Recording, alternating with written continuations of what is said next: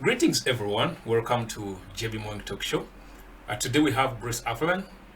He is an accomplished legal profession with a significant impact in civil rights and the constitutional law. He actually also represents the ICC case against Museveni and his son.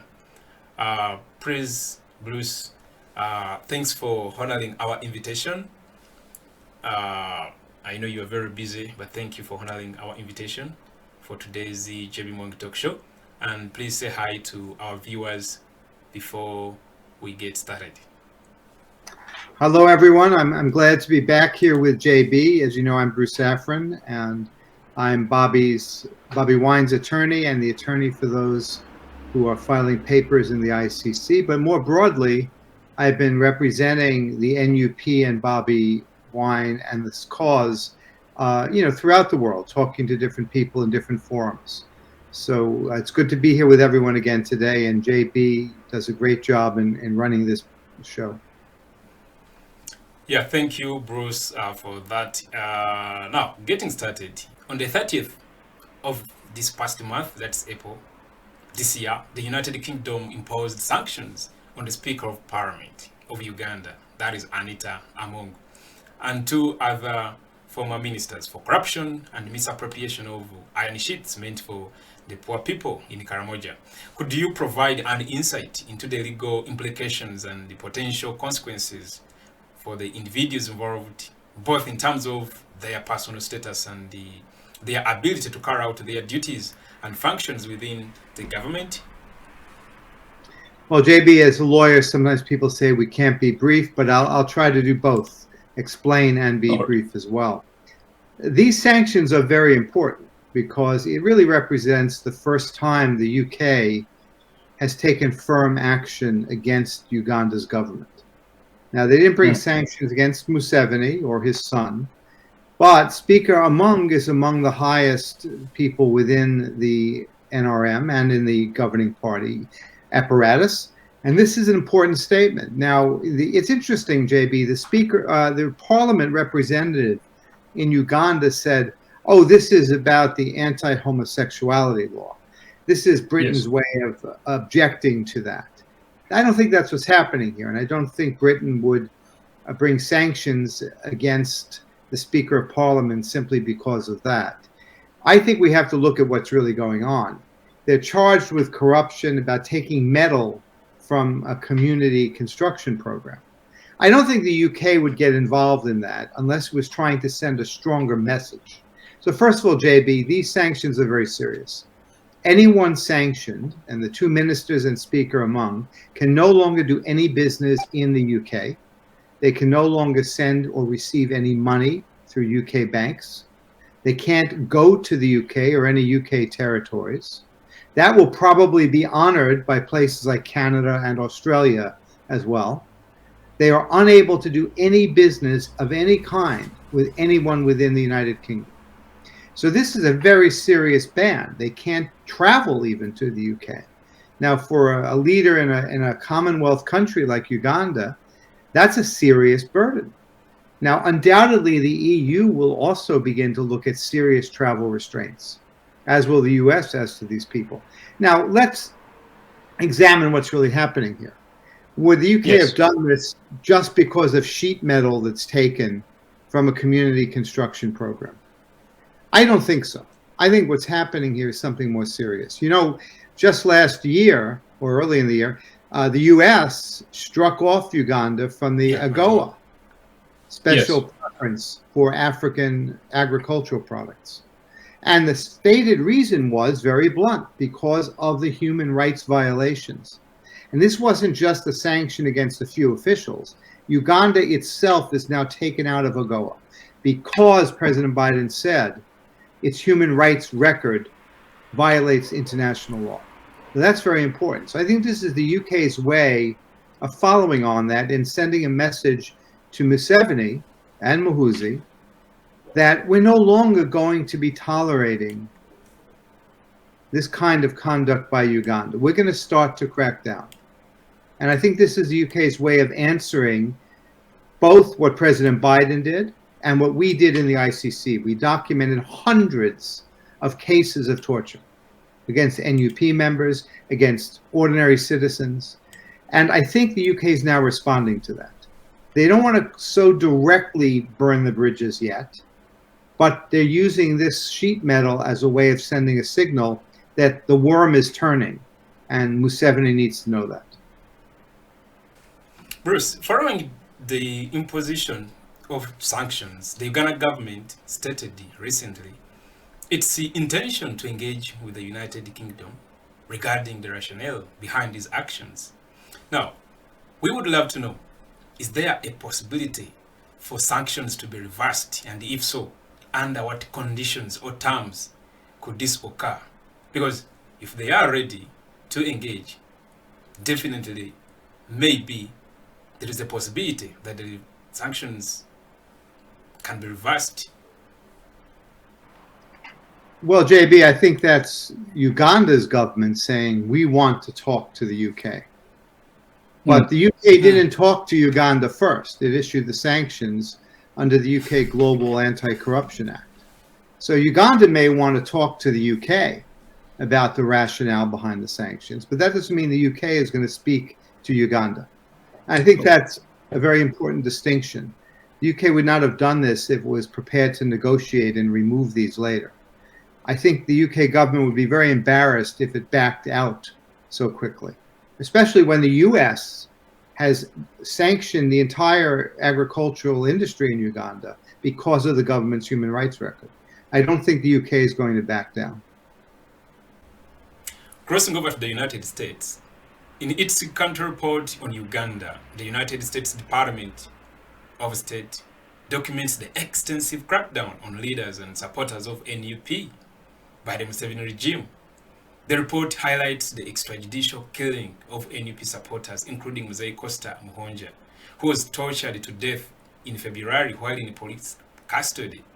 It also details incidents of the abduction, torture, and detention without trial of NUP supporters like Olivia Lutaya on politically motivated charges. However, the report couldn't capture all details, as some are still ongoing and being documented. Like a few weeks ago, an activist by the name Masaba Faustin was abducted and still held in Communicado. Bruce, could this human rights report on Uganda support calls for additional sanctions? Can it be used as a tool to call for sanctions? Does it meet the criteria for such action? And if so, what legal avenues could be pursued? Well, JB, I think the report itself is a very important development. The US has been a close ally of Uganda under Museveni. Museveni is a part of the US military strategy in Africa and even in Iraq to a degree. And the Uganda military has been close to the US. But now the US is starting to seriously distance itself from Uganda. You know, the Biden withdrawal from AGOA. Now the Human Rights Report, which really is a very strong condemnation. And all of this follows, well, the Human Rights Report follows our ICC submission. Now, I want to point out something to everyone listening. The US does not have our ICC affidavits. Those are confidential. And everyone who gave those to us, they do not go to any other government, they go to the ICC. So the US was working on its own information, which was very strong as well. So I think this shows, JB, that the US is now getting tougher and is going to push harder as to Uganda. And this is very significant because in the next election, Uganda is going to find it much harder to commit fraud and get away with it.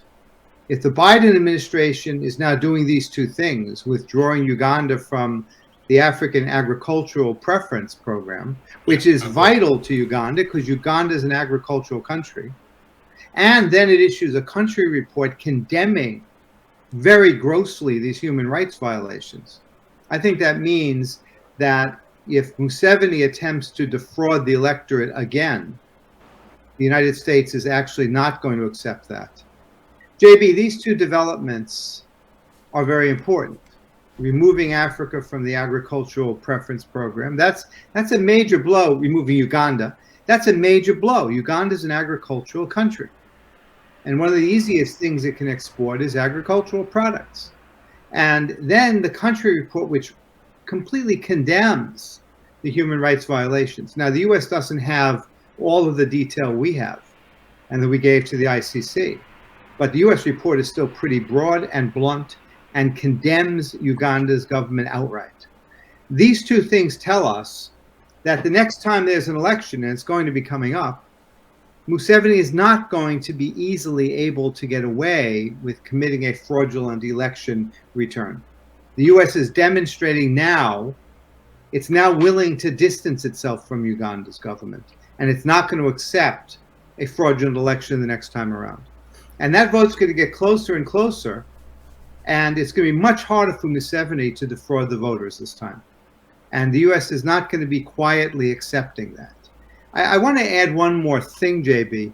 You remember when the violence just before the last election in November 2020 took place? That was in the last months of Donald Trump's presidency. President Trump at the time directed the Secretary of State to issue a very strong condemnation of the abuses that we saw in the end of the campaign in the last election. Then the Biden administration came in, and it took time to get back on track, but now it's getting tougher again.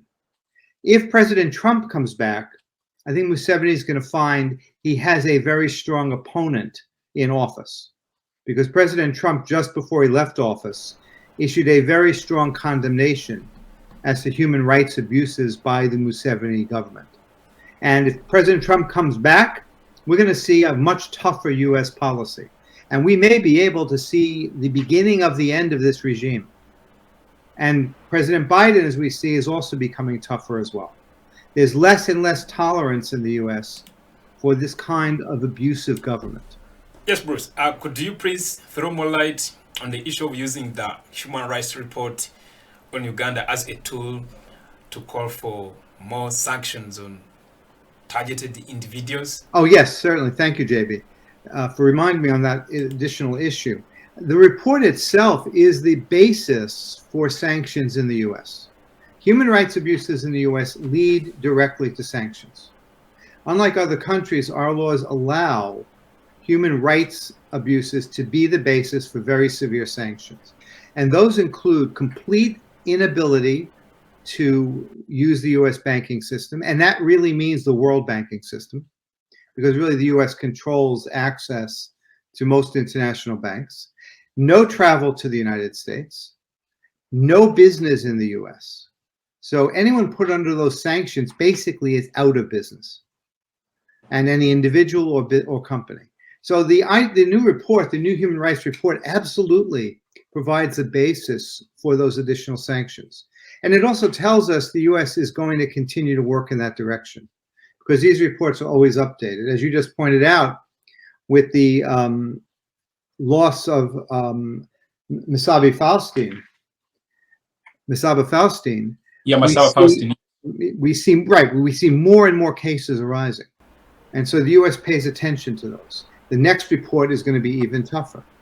And so that report absolutely can be the basis for sanctions. Eventually, frankly, I think Museveni himself will be subject to those sanctions, because it's clear who is issuing the orders and who is running this operation. Now, we already identified that General Muwonge, in three separate instances, has been identified as being the director of the government's torture operation. And that's been submitted to the ICC.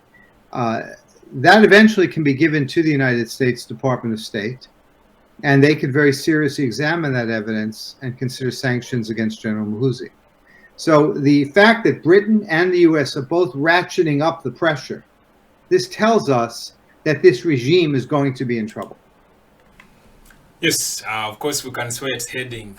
The sanctions, decide the human rights report on Uganda, and then the ICC. Actually, Bruce, the last time you were here, you hinted on the name Anita Among as one of those dragged to the International Criminal Court. Now, here comes fresh sanctions against the same person from the United Kingdom, moreover.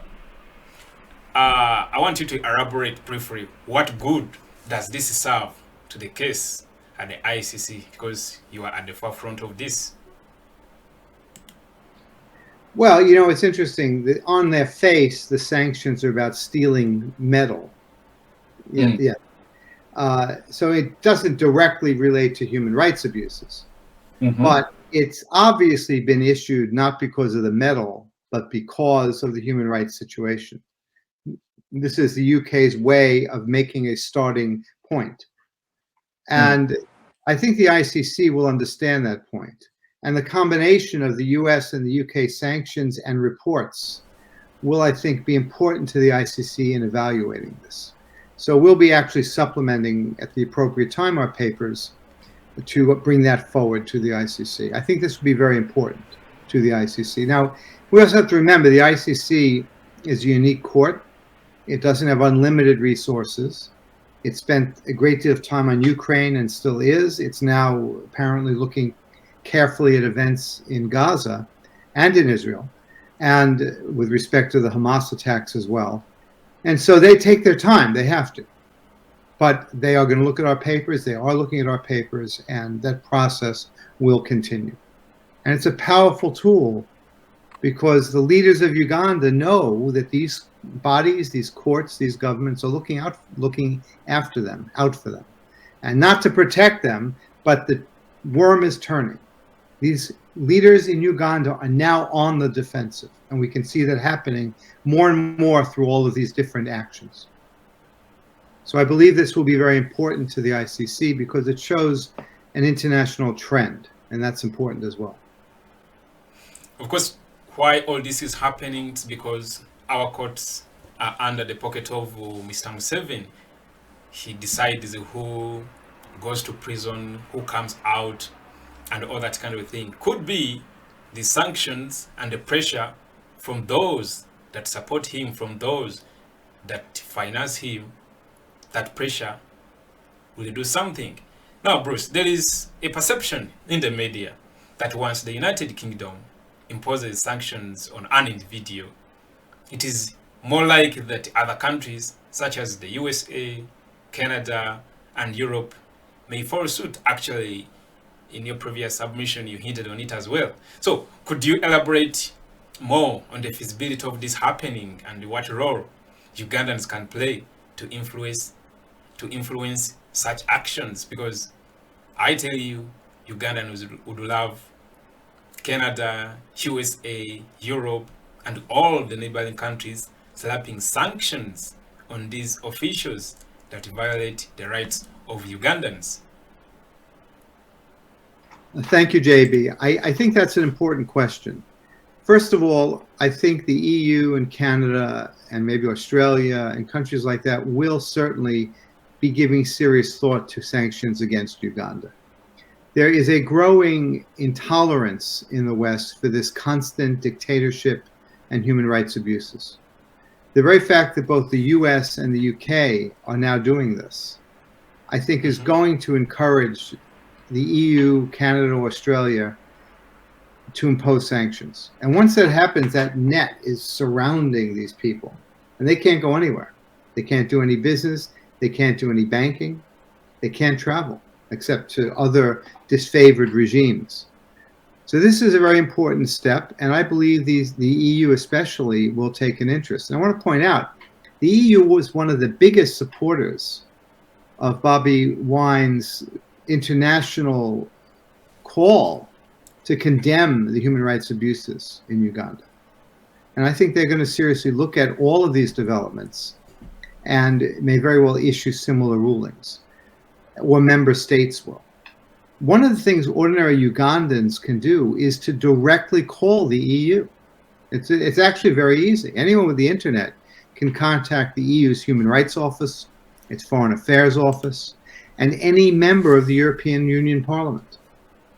Anyone with access to the internet can do all of this and bring forth these issues. They will listen, and they're interested and concerned.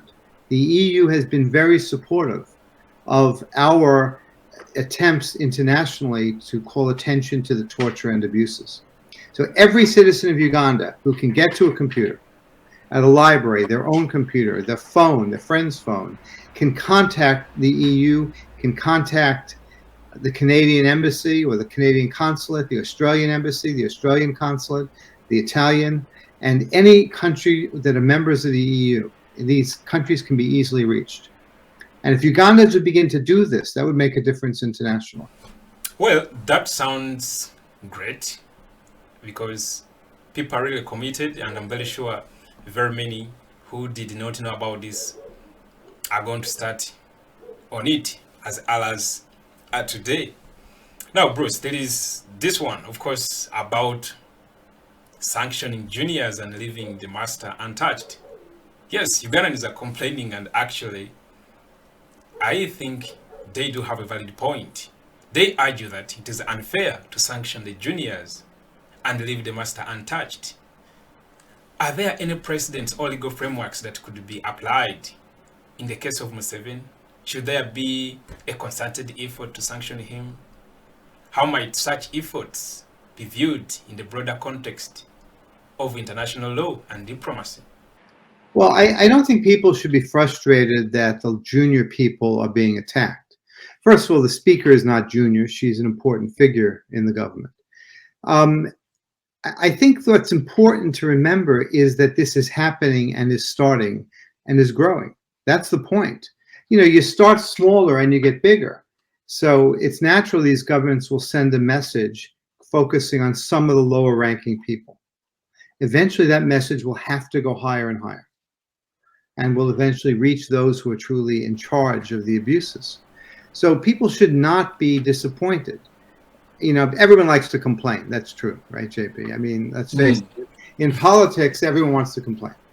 But you got to look at what's really happening here. What's really happening is a change in the attitude of the US and the UK, especially the UK. And the UK used to hold back and give Uganda a free hand because the UK had an old colonial interest there and sort of wanted to recapture that. But now the UK is being tougher. Going after the speaker was a big gesture. It's not a small gesture. It's not going after a junior. It's sending a message. People need to know the work we've done and are doing is taking root internationally. President Biden started off backing off on criticizing Museveni, but not anymore. Now we see he's cut out Uganda from the trade group, and they issued a direct, strong country report condemning broad human rights abuses, not by junior officials, but by the government that Museveni runs. These are big steps, so people in Uganda need to see it that way. And remember, things take a little time, but these are big steps, and they're growing out of what we started. What we started with the ICC and our international press conferences. So people need to remember those are big steps. But really, freedom is not won by complaining. You know, freedom's won by doing and taking action. You know, complaining might make you feel good, but it's not going to do anything. People need to start to say to themselves, I'll take action. I need to do that. And groups need to take action. And then eventually things change. Because there are still decent people in Uganda's government. And once the Ugandan people stand up, those people will begin to be stronger. And so it's important for people to gain liberty on their own. It can't only be done from the outside. It's got to be done from the inside too. And the first step, JB, is to stop complaining. Do. Don't complain, do. Yes, Bruce, still on that note, what can you say about the issue of Museveni not sanctioned yet? I'd say the word yet is right there. Eventually it will happen. And it has happened to leaders. It's happened to Putin. It happened to the leader of Serbia, who was actually not only sanctioned, but thrown in prison eventually. So eventually those sanctions will touch ground and where we want them to. This is a big step. And I will stress, JB, Britain going after the speaker and 2 ministers or former ministers, that is not small. Those are high-ranking officials. The U.S. issuing that country report is not small. It's a governmental condemnation of Uganda's government. And people need to realize, with the U.S. such a big military supporter of Uganda, for the U.S. to issue that report condemning Museveni's government, that is not small, that is big. And I think people in Uganda need to realize the work we've done is starting to take root. But Ugandans need to do that work too. Bobby's doing it, NUP people are doing it. We need ordinary Ugandans also to do it. Yes, Bruce, as we wind up the show, let us also say something about AGOA.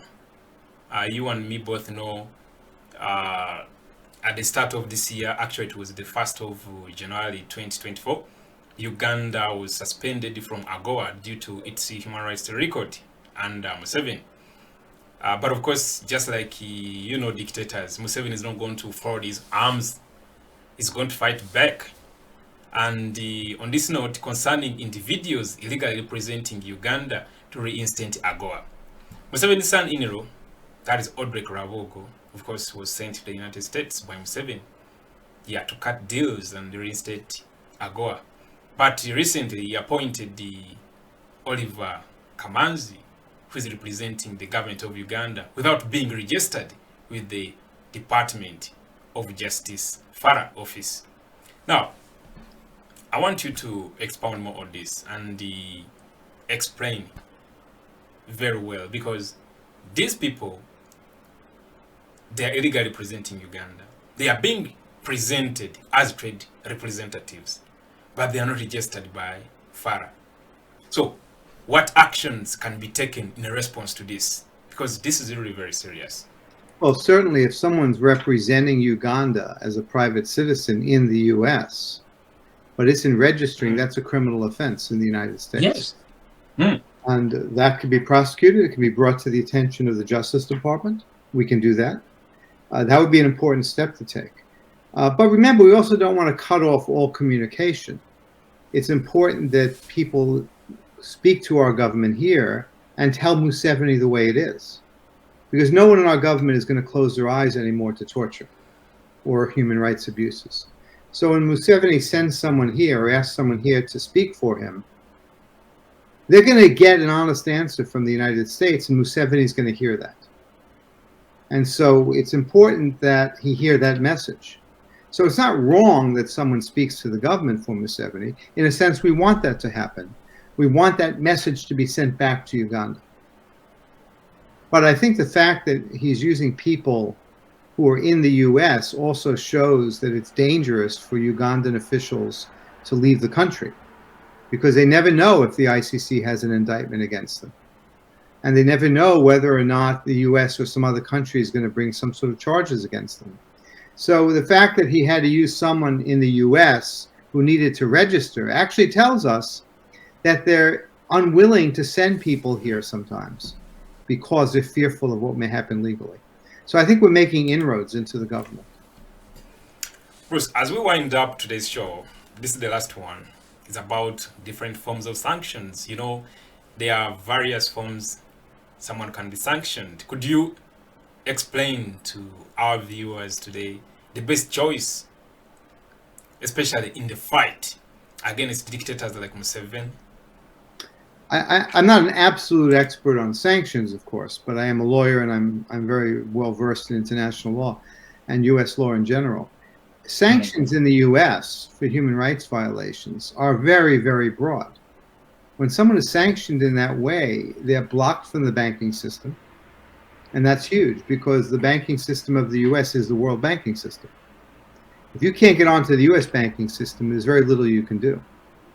Travel is banned to the U.S. Once the U.S. bans travel of a high Ugandan official under our sanctions, that's going to take root elsewhere. And so more and more of those options of Ugandan officials are going to narrow once we impose sanctions. No business can be done under these sanctions in the United States. All accounts in the U.S. of the sanctioned person are frozen. So these are very powerful tools. And different dimensions of them can be used, but I've described the range of sanctions. In general, though, when someone is sanctioned for violating human rights, all of these kick in. I hope that's a good answer, JB. I don't know if that helps the listeners, but there are these four major areas. No use of the banking system. No business can be conducted in the U.S. No travel to the U.S. And property in the U.S. will be confiscated and held in a trust account. You'll be deprived of your property if you're sanctioned. So these are powerful tools. Any one of them is powerful. So basically, it's all about focusing more on the reasons that bring about the sanctions, and then those slapping the sanctions will identify which one fits who. I think that's right. The slapper will identify how far they slap. But usually when someone's sanctioned for major human rights violations, all of it is done. This is a powerful, powerful tool.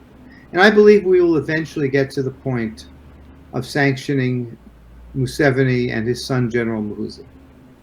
We're not there yet, but it takes time. But we're seeing the cracks in the dam. The UK and the US actions are showing the beginning of a change.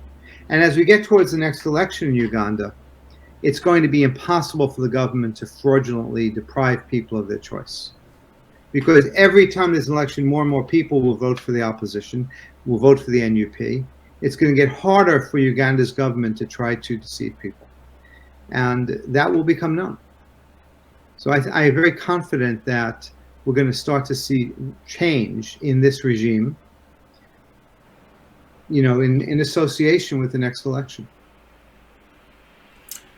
Yes, Bruce, do you have anything to add on? Or any words for our viewers? And the one thing I'd say to all Ugandans is, number one, have faith that democracy will win out. Every dictator goes down eventually. No dictatorship continues endlessly. And finally, and I've always said this, Ugandans have to play the biggest role in ending this dictatorship. And if that means protesting in the streets, labor union strikes, if that means gathering in the market in a village or in Kampala and standing in silent protest, all of these things have to be done. Ugandans have to take that initiative. And yes, unfortunately, it might mean sometimes people will be hurt. Hopefully not. But it will never happen unless Ugandans say, enough, I've got to take that action. That's how dictatorships end all over the world. Yes, thank you for that powerful message. It's the only Ugandans that have to step up and take charge. They shouldn't wait for USA. They shouldn't wait for Canada. They shouldn't wait for Europe. They shouldn't wait for anyone from outside Uganda. It's them to take on the dictatorship. Maybe if you have anything else left. No, JB, I just want to say keep this show going. It is important to Ugandans, and I hope people will not only listen and watch this show, but send it on to others and bring others together to listen. I know not everyone has a smartphone or a computer, but bring people together to listen to this show. When you hear JB's show, go get 10 people to listen. And everyone in Uganda should be doing that so that these messages really are heard through the entire nation. So thank you, JB, for doing what you're doing. Thank you, Bruce, and thank you for honoring our invitation for today's show. It has been a great time having you on the show again. Till next time, thank you. And to whoever has been watching this talk show, please, thank you very much. Keep pushing it. Keep pressing that share button. You can trim it in parts and share in your WhatsApp groups, YouTube channels, on TikTok, everywhere. Spread the message. Thank you.